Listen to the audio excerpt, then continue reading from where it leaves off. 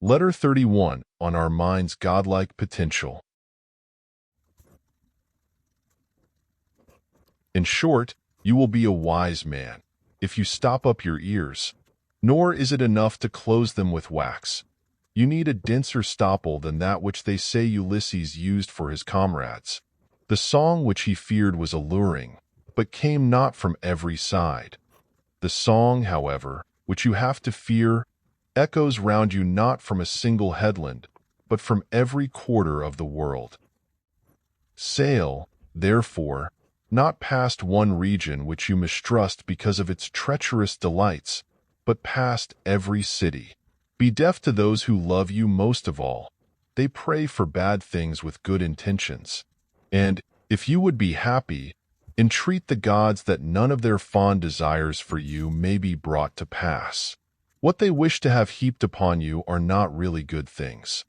There is only one good, the cause and the support of a happy life, trust in oneself. But this cannot be attained unless one has learned to despise toil and to reckon it among the things which are neither good nor bad. For it is not possible that a single thing should be bad at one time and good at another, at times light and to be endured, and at times a cause of dread. Work is not, in itself, a good. Then what is a good? I say, the scorning of work. That is why I should rebuke men who toil to no purpose. But when, on the other hand, a man is struggling towards honorable things, in proportion as he applies himself more and more, and allows himself less and less to be beaten or to halt, I shall recommend his conduct and shout my encouragement, saying, by so much you are better. Rise, draw a fresh breath, and surmount that hill, if possible, at a single spurt. Work is the sustenance of noble minds. There is, then, no reason why, in accordance with that old vow of your parents, you should pick and choose what fortune you wish should fall to your lot, or what you should pray for. Besides, it is base for a man who has already traveled the whole round of highest honors to be still importuning the gods. What need is there of vows? Make yourself happy through your own efforts. You can do this, if once you comprehend that whatever is blended with virtue is good, and that whatever is joined to vice is bad. Just as nothing gleams if it has no light blended with it, and nothing is black unless it contains darkness or draws to itself something of dimness, and as nothing is hot without the aid of fire, and nothing cold without air. So it is the association of virtue and vice that makes things honorable or base. What then is good? The knowledge of things. What is evil? The lack of knowledge of things. Your wise man, who is also a craftsman, will reject or choose in each case as it suits the occasion. But he does not fear that which he rejects, nor does he admire that which he chooses, if only he has a stout and unconquerable soul. I forbid you to be cast down or depressed. It is not enough if you do not shrink from work. Ask for it. But, you say, is not trifling and superfluous work, and work that has been inspired by ignoble causes, a bad sort of work? No, no more than that which is expended upon noble endeavors, since the very quality that endures toil and rouses itself to hard and uphill effort is of the spirit which says, why do you grow slack? It is not the part of a man to fear sweat. And besides this, in order that virtue may be perfect, there should be an even temperament and a scheme of life that is consistent with itself throughout.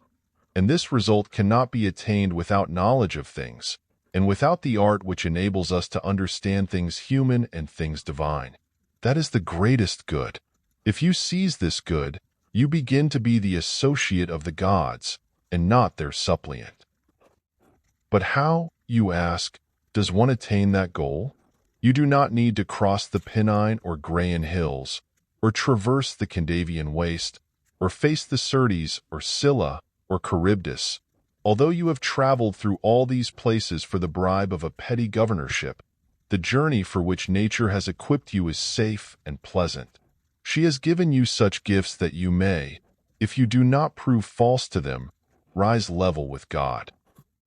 Your money, however, will not place you on a level with God, for God has no property. Your bordered robe will not do this, for God is not clad in raiment, nor will your reputation, nor a display of self, nor a knowledge of your name widespread throughout the world.